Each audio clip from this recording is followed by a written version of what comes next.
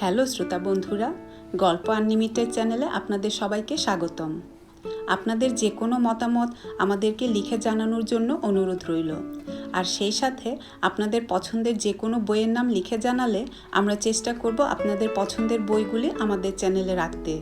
Comment বক্সে আপনাদের গুরুত্বপূর্ণ মতামত জানিয়ে আমাদেরকে উৎসাহিত করুন।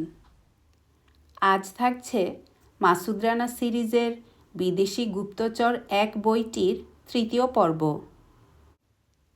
মস্ত বড় একটা দীর্ঘশ্বাস ছাড়ল রানা। আপনি বাঁচালেন আমাকে।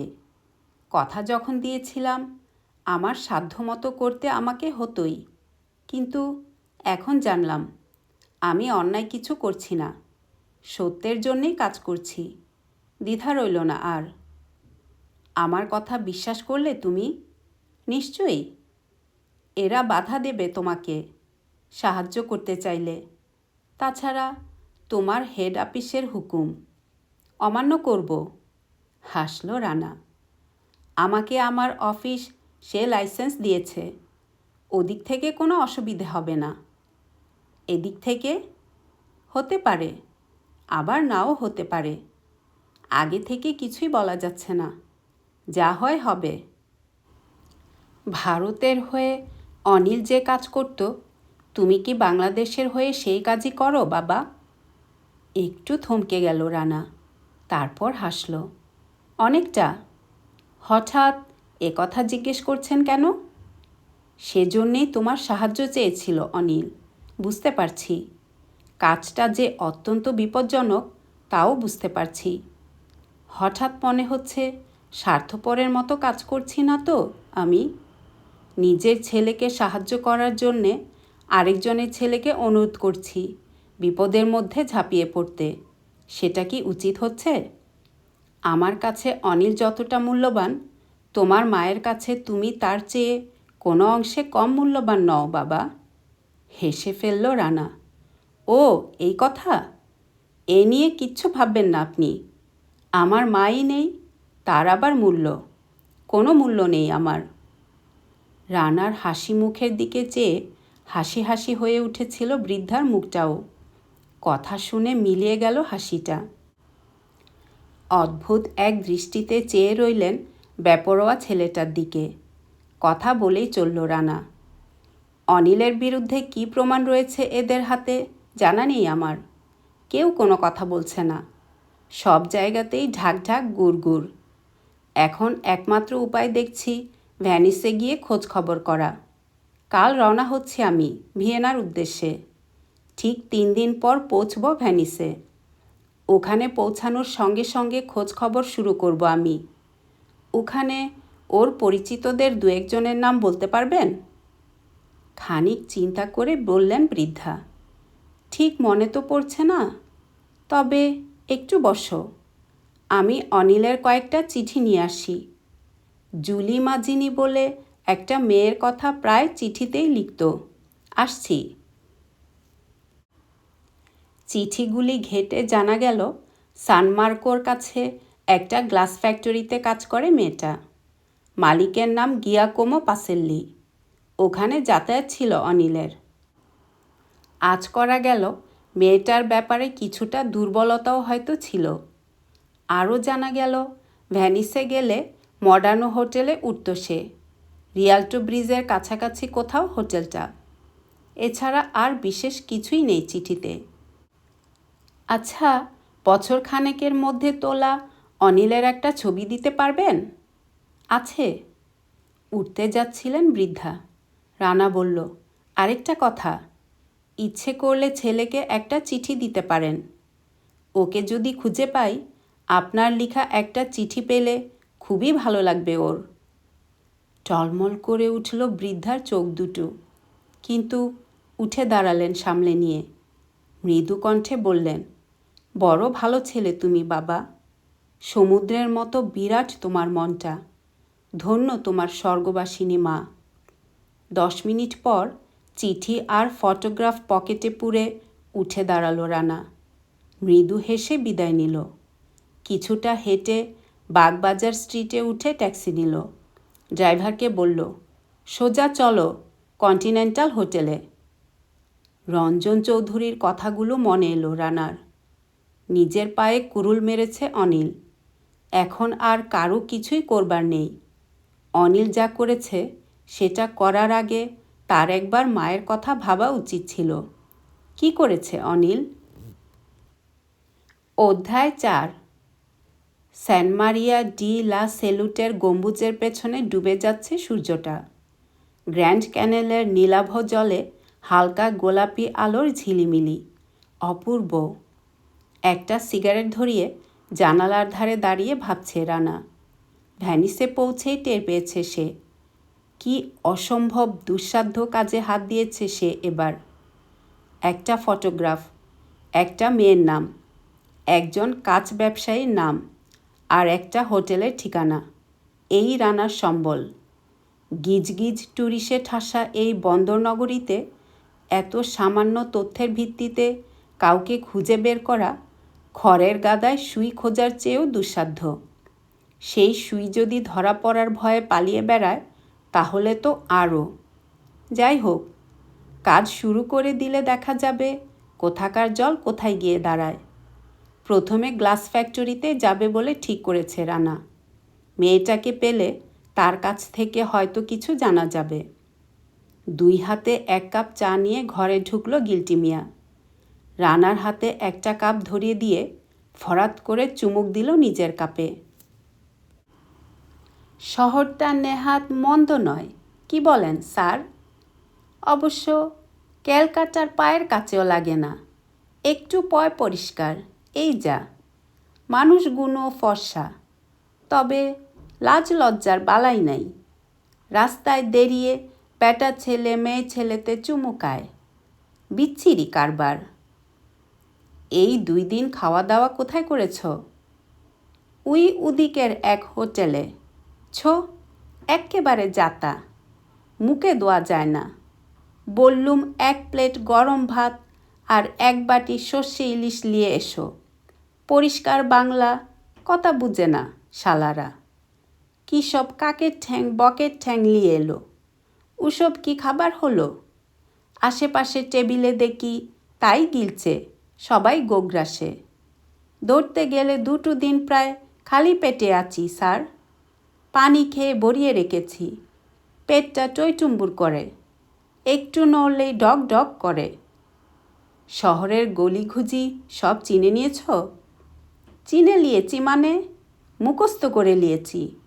যেখানে খুশি নিয়ে গিয়ে ছেড়ে দিন না, গুট গুট করে হেঁটে ফিরে আসব এই বাসায়। গাড়ি ঘোড়াও নেই যে চাপা পড়ে মারা যাব। ভিয়েনায় পৌঁছেই এখানে পাঠিয়ে দিয়েছে রানা গিল্টি মিয়াকে একটা ছোটোখাটো বাড়ি ভাড়া নিয়ে ঘুরে ফিরে শহরটা দেখে তৈরি হয়ে থাকার জন্যে।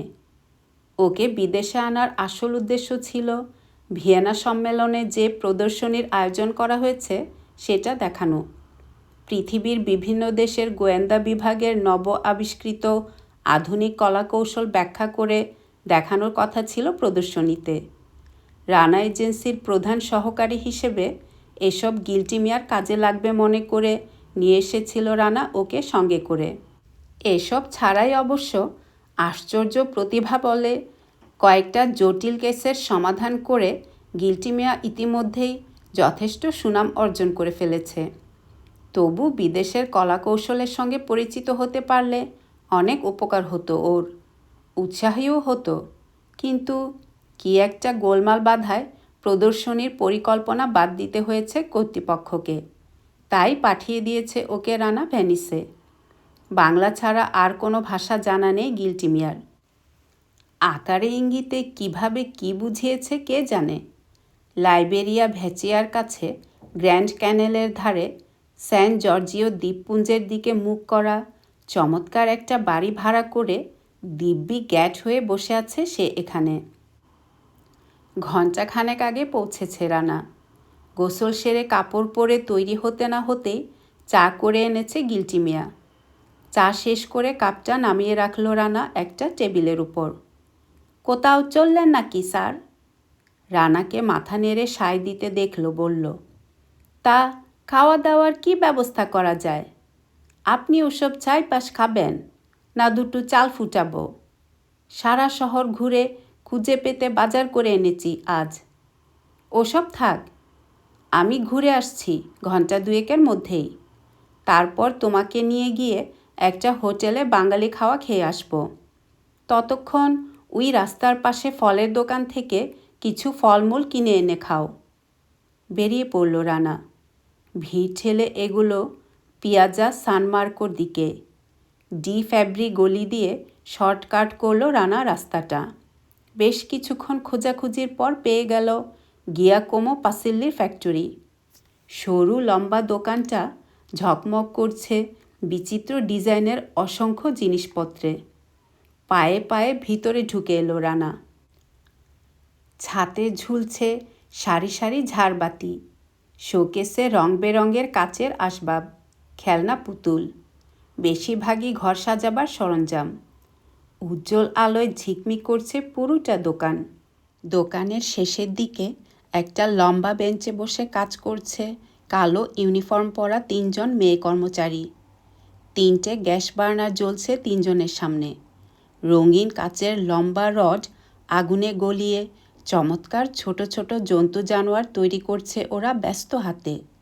অবাক হয়ে কিছুক্ষণ ওদের দক্ষ হাতের দ্রুত কাজ দেখল রানা। একটা মেয়ে চোখ তুলে দেখল রানাকে। কালো ডাগর 2 চোখ স্থির হয়ে রইল রানার চোখের উপর 3 সেকেন্ড।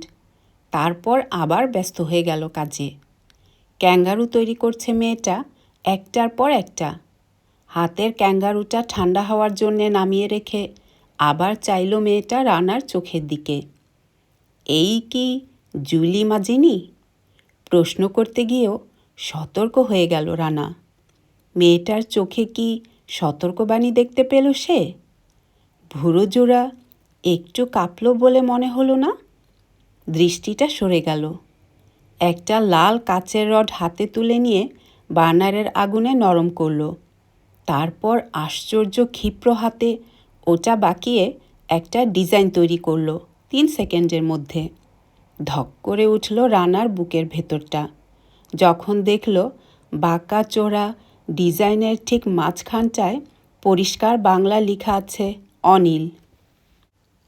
একটা লতা এঁকে বেঁকে জড়িয়ে ধরে আছে প্রত্যেকটা শব্দকে, কিন্তু লেখাটা পড়তে বিন্দুমাত্র কষ্ট হয় না। 2 সেকেন্ড। তারপরই আগুনের উপর একবার বুলিয়ে নিয়ে ওটাকে ক্যাঙ্গারুতে পরিণত করল মেয়েটা 10 সেকেন্ডে। ব্যাপারটা এতই দ্রুত ঘটে গেল যে হঠাৎ রানার মনে হলো চোখে ধাঁধা নয় তো। ঠিকই দেখেছে সে অনিলের নাম। যাই হোক, একটা ব্যাপার বুঝতে ভুল করল না রানা। মেয়েটাকে সে চিনতে পেরেছে। এরকম কোনো আভাস দেয়া চলবে না এখন। আপনাকে কি সাহায্য করতে পারি? তীক্ষ্ণ একটা কণ্ঠস্বরে চমকে গিয়ে পাশ ফিরল রানা। লম্বা একজন ইটালিয়ান, পিঠটা সামান্য কুঁজু, শরীরের ওপরের অংশটা ঝুঁকে আছে সামনে। তবু রানার চেয়ে কয়েক ইঞ্চি বেশি লম্বা লোকটা। তেমনি চিকন, নাকটা চিলের চঞ্চুর মতো বাঁকানো, সরু গোঁফ, তার নিচে ঝকঝক করছে সাদা দাঁত, ব্যবসায়ী সুলভ বিনীত হাসিতে। কি চাই আপনার?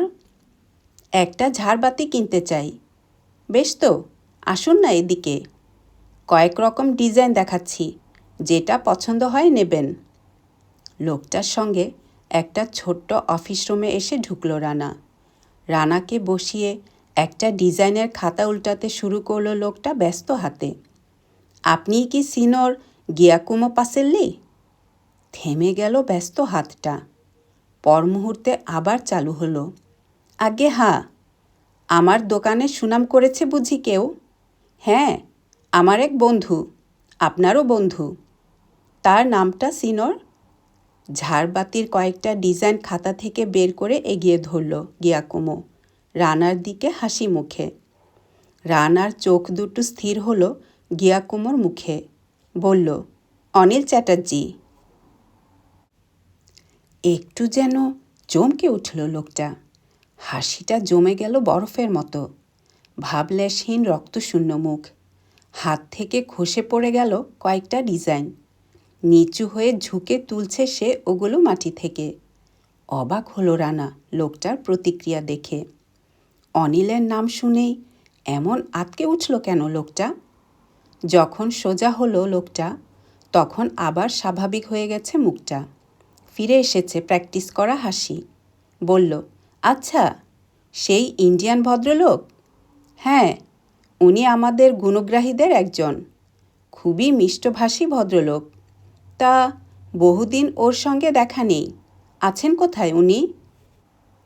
এখন কোথায় আছেন জানি না। আমার সঙ্গে দেখা হয়েছিল বেশ কয়েক মাস আগে, যখন ভারতে গিয়েছিলাম তখন। ভ্যানিসে বেড়াতে আসবো শুনে আপনার ঠিকানাটা দিলেন। বললেন উনিও এই সময়ের দিকে ভ্যানিসে থাকবেন। কিন্তু কোন ঠিকানায় থাকবেন সেটা আপনাকে জিজ্ঞেস করলেই জানতে পারবো।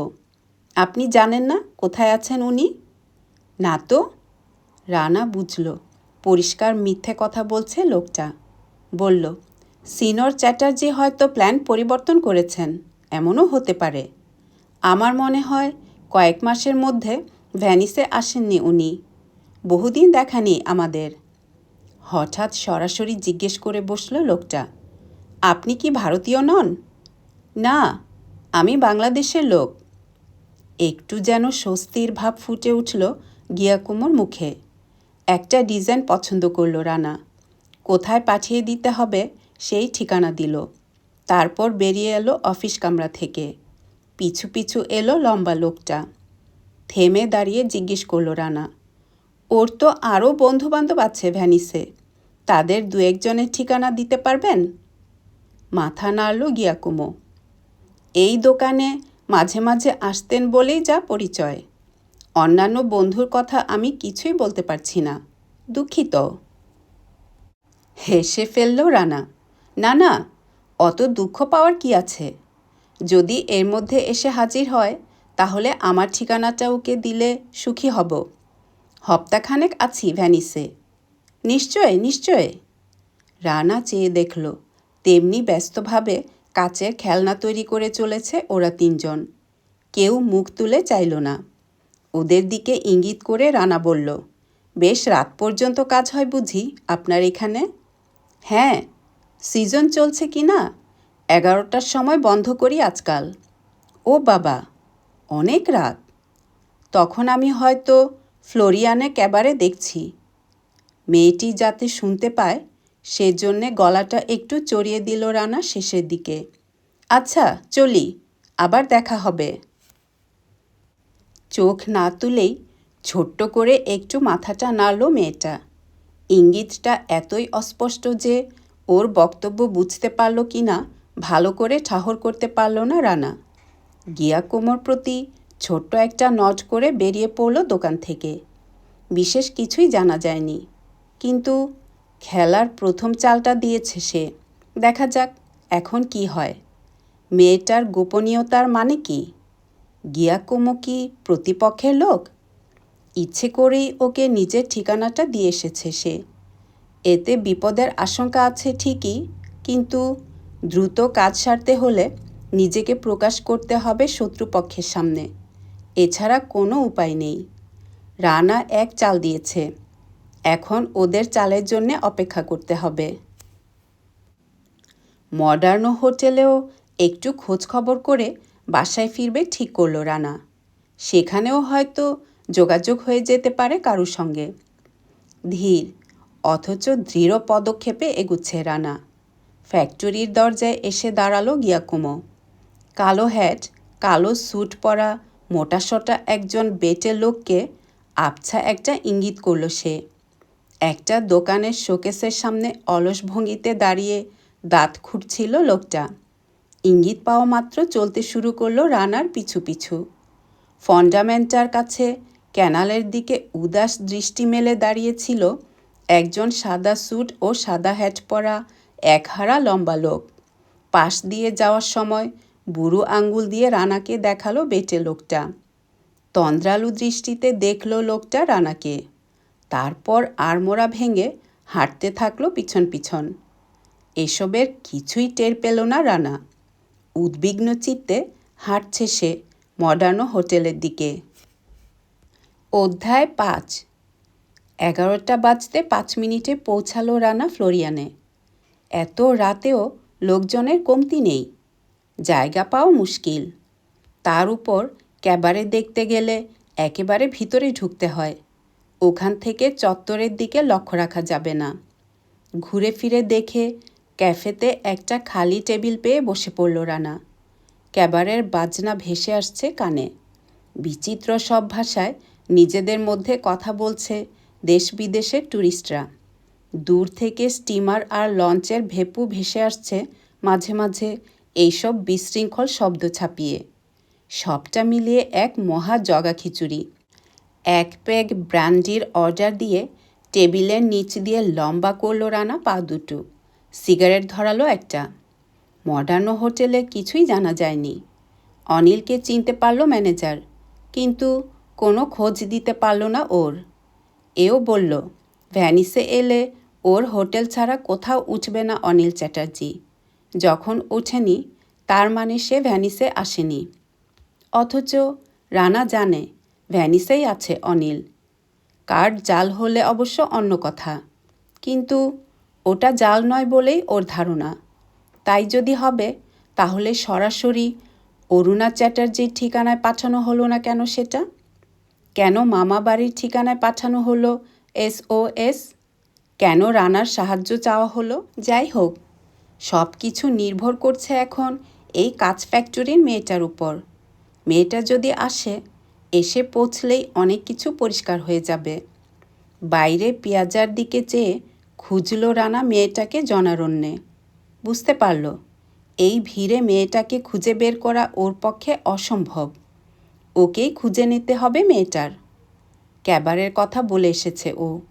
সেখানে ঢোকার মুখে পাহারায় বসে আছে সে দারোয়ানের মতো। এখন ধৈর্য ধরে অপেক্ষা করা ছাড়া আর কিছুই করার নেই ওর। পাশের টেবিল ছেড়ে উঠে গেল একজন গর্দান মোটা বেটে লোক বিল চুকিয়ে দিয়ে। সাদা স্যুট ও সাদা হ্যাট পরা একজন লম্বা লোক একটা থামের আড়াল থেকে বেরিয়ে এসে বসল খালি টেবিলটায়। এক প্যাক হুইস্কি অর্ডার দিয়ে সান্ধ্য পত্রিকা মেলে ধরল সামনে অলস ভঙ্গিতে। ভুরু জোড়া সামান্য কুঁচকে গেল রানার। মডার্ন হোটেল থেকে বেরোবার সময় লোকটাকে দেখেছে না সে? হঠাৎ মনে পড়ল গিল্টি মিয়াকে নিয়ে খাওয়া সেরে বাসায় ফেরার সময়ও একটা ব্রিজের উপর দেখেছে সে লোকটাকে এক নজর। এখানেও সেই একই লোক। ব্যাপার কি? অনুসরণ করছে? চেহারাটা একটু ভালো করে দেখে রাখা দরকার। সামান্য একটু কাত হয়ে বসল রানা, যাতে অলক্ষ্যে লক্ষ্য করা যায় লোকটাকে।